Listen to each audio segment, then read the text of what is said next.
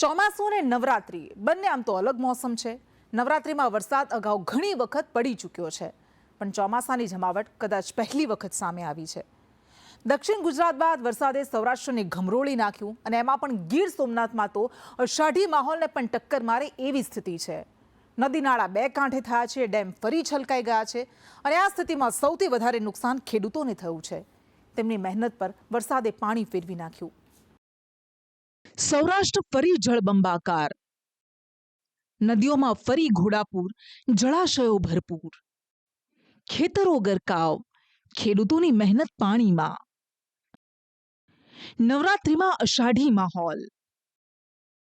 છેલ્લા ઘણા સમયથી તૂટક વરસાદનો સામનો કરતા સૌરાષ્ટ્રના ઘણા ભાગો હાલ પાણીને હવાલે છે। નવરાત્રીના 7મા દિવસે વરસાદ એવો ત્રાટક્યો કે બધું જ પાણી થઈ ગયું। ગીર સોમનાથ, અમરેલી, જૂનાગઢ અને જામનગરના લોકોની નવરાત્રી બગડી ગઈ। એમાં પણ 10 ઇંચ જેટલા વરસાદમાં સૂત્રાપાડા પાણીને હવાલે છે। ગામડા તળાવમાં ફેરવાઈ ગયા છે, ખેતરો છલોછલ ભરેલા છે, પાક પાણીમાં ગરકાવ છે। એક તળાવને ઉલેચવામાં જેટલી મુશ્કેલી પડે છે, તેટલી જ મુશ્કેલી ખેતરોમાં ભરાયેલા પાણીને કાઢવામાં પડશે। આ દ્રશ્યો તાલાલાના આંબળાજ ગામના છે, જ્યાં ધસમસતા પ્રવાહમાં જમીન નજરે નથી પડતી। 2 કલાકમાં 1.5 ઇંચ વરસાદ પડ્યો અને આખું ગામ બેટમાં ફેરવાઈ ગયું। લોકોએ ઘૂંટણસમા પાણીમાંથી પસાર થવાનો વારો આવ્યો। 7 ઇંચ વરસાદમાં ઉના પણ પાણીને હવાલે થઈ ગયું। એક દિવસના વરસાદમાં જ રાવલ ડેમ છલકાઈ ગયો। ડેમમાંથી જ્યારે પાણી છોડવામાં આવ્યું ત્યારે કંઈક આવા દ્રશ્યો સર્જાયા। ઉનાનું ભડિયાવદર ગામ પણ તળાવમાં ફેરવાઈ ગયું છે। ગામમાંથી પાણીનો નિકાસ થાય તેવી શક્યતા જ નથી, કેમ કે જ્યાં જુઓ ત્યાં પાણી છે। સ્થાનિકો હાલ તો સલામત જગ્યાએ આશરો લઈને બેઠા છે। એક તરફ ભારે વરસાદથી જળબંબાકાર અને બીજી તરફ ડેમમાંથી છોડાતું પાણી। કાંઠાના ગામો પર બેવડું સંકટ સર્જાયું છે। હવે બધો જ આધાર વરસાદની ગતિ પર છે। ભારે વરસાદ વચ્ચે પ્રાચી તીર્થમાં આવેલ માધવરાય મંદિરની જળ સમાધિ નિશ્ચિત હોય છે। આ વખતે પણ એવું જ થયું। સરસ્વતી નદીમાં આવેલા ઘોડાપૂરના પાણીએ મંદિર પરિસરને ઘેરી લીધું। મંદિરનો આસપાસનો વિસ્તાર જળમગ્ન બની ગયો। પ્રસિદ્ધ પ્રાચી તીર્થના મેન મંદિર એટલે શ્રી માધવરાયજી પ્રભુ અને શ્રી લક્ષ્મીજી મંદિર અત્યારે એમ માનો કે 12 થી 15 ફૂટ પાણીની અંદર જળમગ્ન છે। સૂર્યનારાયણ ભગવાનની સામે 450 ડગલાનું આ નદી આહવાન કરે છે। પ્રાચી તીર્થને આખી પ્રદક્ષિણા કરી આ નદી છે એ ત્રિવેણી નદીને સંગમમાં ભળે છે, એટલે આ કહેવાય છે 100 વાર કાશી ને 1 વાર પ્રાચી। આજે નોરતાના દિવસો ચાલે છે, એમાં વરસાદ ખૂબ જ વરસો છે। ગઈકાલનો વરસાદ ભારે વરસાદ પડ્યો છે, એના કારણે સરસ્વતી નદીમાં ઘોડાપૂર આવ્યું છે। સૌરાષ્ટ્રના કાંઠાના અન્ય જિલ્લાઓની હાલત પણ ગીર સોમનાથ જેવી જ છે। જૂનાગઢ, દ્વારકા, અમરેલી અને પોરબંદરના ઘણા ભાગો પાણીને હવાલે છે।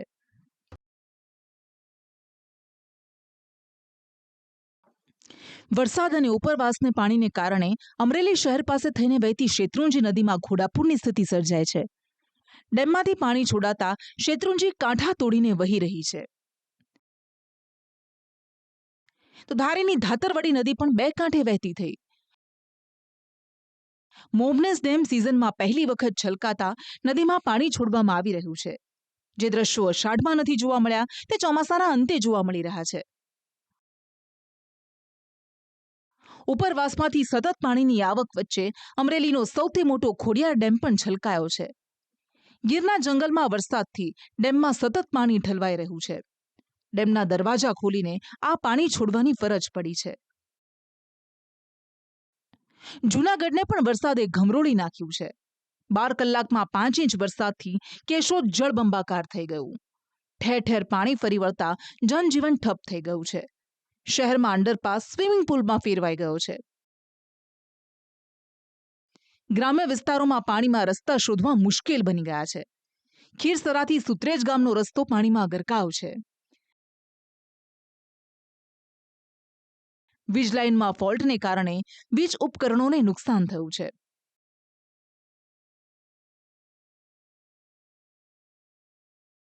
ભારે વરસાદના કારણે પાણી વધારે આવ્યું છે। બીજા નંબરમાં કે ભારે વોલ્ટેજના કારણે જાદુ બધું સુત્રેજ ગામમાં નુકસાન થયેલ છે. ટીવીયું, ફ્રીજું, આ તે વસ્તુ અન્ય ઘણી વસ્તુનું નુકસાન થયેલ છે. સરકારશ્રીને અમારી અપીલ છે કે આની નોંધ લે. આવી વારંવાર ઘટના બને છે. પાણીનો પ્રશ્ન તો આ જાડા સમયથી આ રીતના ચાલુ જ છે. 4 ઇંચ વરસાદમાં માળિયાહાટીના પણ જળબંબાકાર થઈ ગયું. અહીં પણ ખેતરો પાણીને હવાલે છે. આ દ્રશ્યો દ્વારકાના રાવલ અને ટંકારિયા વચ્ચેના રસ્તાના છે, જે આસપાસના ખેતરોમાં ભરાયેલા પાણી સાથે એકાકાર થઈ ગયા છે. રસ્તા જાણે પાણીમાં ખોવાઈ ગયા છે. આ સ્થિતિમાં વાહન લઈને પસાર થવું જોખમી સાબિત થઈ શકે છે. દ્વારકાના કલ્યાણપુરમાં રસ્તા પર ભરાયેલા પાણીમાં એક કાર તણાઈ ગઈ. કાર રસ્તા પર પાર્ક કરેલી હતી, પણ પાણીનું જોર એટલું હતું કે કાર તણાઈને નાળામાં ખાબકી ગઈ.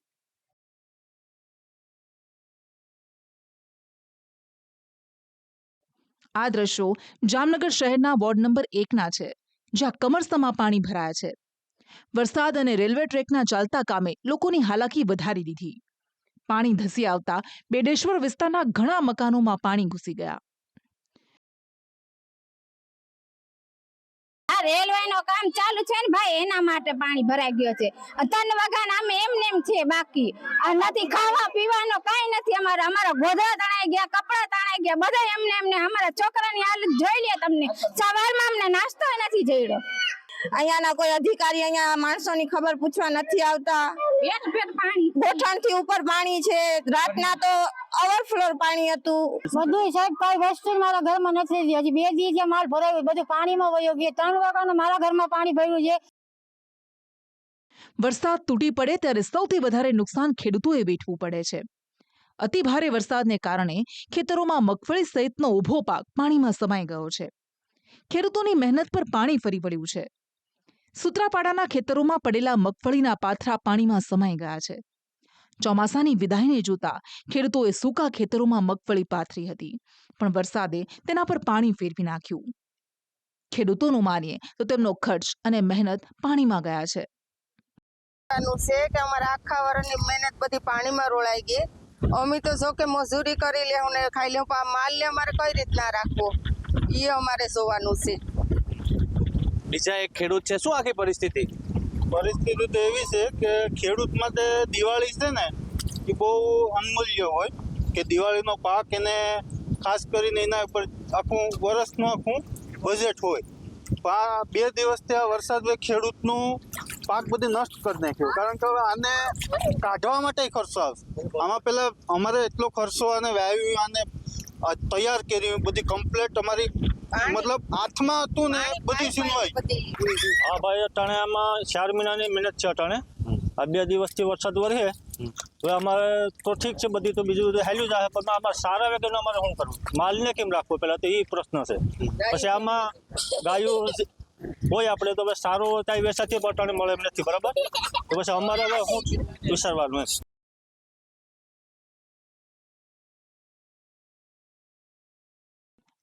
તોફાની વરસાદે ફક્ત ખેતી જ નહીં, લોકોની મિલકતોને પણ નુકસાન પહોંચાડ્યું છે. કોડીનારના ગ્રામ્ય ભાગોમાં નાળિયેરી, શેરડી અને કઠોળના પાકને નુકસાન ઉપરાંત ઘણા મકાનોના છાપરા અને નળિયા ઉડી ગયા. પશુઓના તબેલાના શેડ પણ ધરાશાયી થયા છે. તબેલો આખો ઉપર કઈ રહેવા જ દીધું ને બધા સાફ વાડી વિસ્તારમાં બધું સાફ થઈ ગયું. અમારું નુકસાનમાં બધું સપરા બપરા બધી ઉડીને બધું વહી ગયું. સારો બધો વહી ગયો. કઈમાં નાખવા પણ નથી બધું નટાણે. વરસાદ અને તેનાથી થયેલા નુકસાનમાંથી કચ્છ પણ બાકાત નથી રહી શક્યું. ભુજના ગ્રામ્ય ભાગોમાં પાણી ભરાતા મગફળી અને કપાસ સહિતના તૈયાર પાકોને નુકસાન થયું છે. અહીં પણ ખેડૂતો સહાયની માંગ કરી રહ્યા છે. અમારા સમગ્ર વિસ્તારમાં વરસાદ થયો છે, એટલે મગફળી, કપાસ, તલ, બાજરી, મગ આવા પાકોમાં મોટા પ્રમાણમાં નુકસાન થયું છે. એટલે વધારે તો કપાસ અને મગફળીમાં અત્યારે તમામ પાકો તૈયાર હતા. મગફળી કાઢવાની બાકી હતી. એનામાં આપ જોઈ રહ્યા છો કે મગફળીમાં પાણી ભરેલ પડ્યા છે. મગફળી અને કપાસ 2 વસ્તુ એવી છે કે એ 24 થી 48 કલાક જો ખાલી હવામાન ભેજવાળું હવામાન હોય તો પણ ઉગી જતી હોય છે. એટલે પાણી ભરેલ પડ્યા એટલે બધી મગફળી ઉગી જવાની છે. એટલે મોટા પ્રમાણમાં મગફળી અને કપાસમાં આ વિસ્તારમાં નુકસાન છે.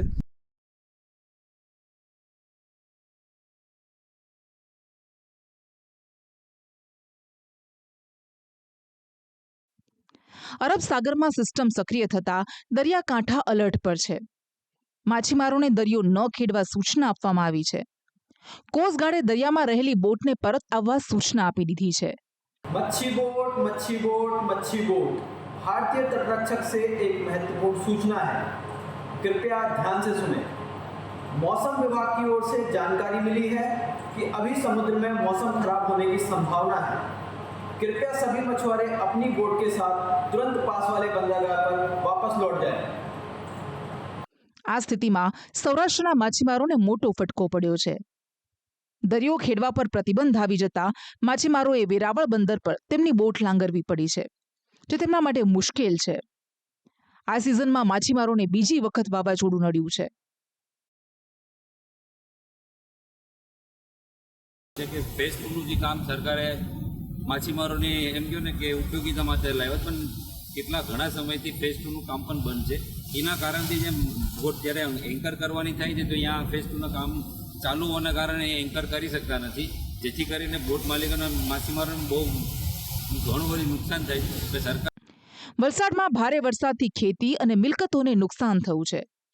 તોફાની પવન વચ્ચે વરસાદને કારણે કાચા મકાનોના છાપરા ઉડી ગયા છે, તો ઘણા મકાનોની દિવાલો પણ ધરાશાયી થઈ ગઈ છે. એવામાં વલસાડના સાંસદ ધવલ પટેલે મુખ્યમંત્રીને પત્ર લખી પાક નુકસાન સામે સહાય આપવાની માંગ કરી છે.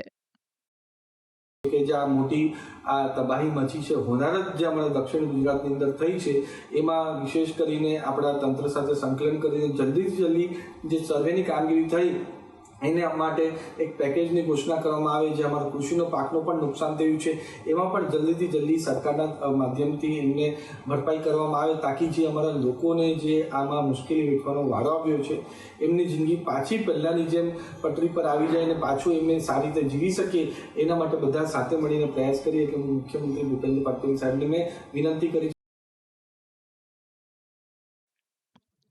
નવસારીમાં પણ તોફાની વરસાદને કારણે ભારે નુકસાન થયું. ચીખલી અને વાંસદામાં ઠેર ઠેર આ પ્રકારના દ્રશ્યો જોઈ શકાય છે, જેને જોતા ગણદેવીના ધારાસભ્ય નરેશ પટેલે રાહત પેકેજ જાહેર કરવા માટે પત્ર લખીને મુખ્યમંત્રીને રજૂઆત કરી છે. સર્વેના આંકડા આવે છે એ પ્રમાણે 3000થી પણ ઘરોને નુકસાન થયું છે. ખેતીવાડીની વાત કરીએ તો પુષ્કળ નુકસાન થયું છે. આંબા કલમો, ચીકુવાડીઓ, અનેક વૃક્ષો ધરાશાયી થઈ ગયા છે. આર પાટીલ સાહેબ સાથે પણ ચર્ચા થઈ છે. આજે મેં એમને પત્ર લખીને વિનંતી કરી છે કે જે રીતે નુકસાન જોઈએ છે એ નુકસાન ખૂબ જ મોટા પ્રમાણમાં હોવાના કારણે માન્ય મુખ્યમંત્રીશ્રી જો આ વખતે જરા પેકેજ કોઈ ચીખલી તાલુકા માટે એની જોગવાઈ થાય એવી મેં વિનંતી કરી છે. કિસાન સંઘે પણ ખેડૂતોને થયેલા નુકસાન સામે ચિંતા વ્યક્ત કરી છે. મગફળીના પાકને સૌથી વધુ નુકસાન થવાની દહેશત છે, ત્યારે સરકાર સમક્ષ સહાય ચૂકવવાની માંગ કરાઈ છે. વર્તમાનની અંદર ખેડૂતોએ ખેતીના મગફળીનો પાક જમીનની અંદરથી ક્યાંક બહાર કાઢ્યો છે અને મેઘરાજા એની ઉપર કૃપાયમાન થયા છે અને ખેડૂતનો પાક બગડ્યો છે. ખેડૂતનો પાક જે જમીનની અંદર છે એ પણ વરસાદના કારણે કેટલીક જગ્યાએ આપણે એને લેટ કાઢવાનું થશે તો અંદર પણ મગફળી બગડવાની શક્યતા છે.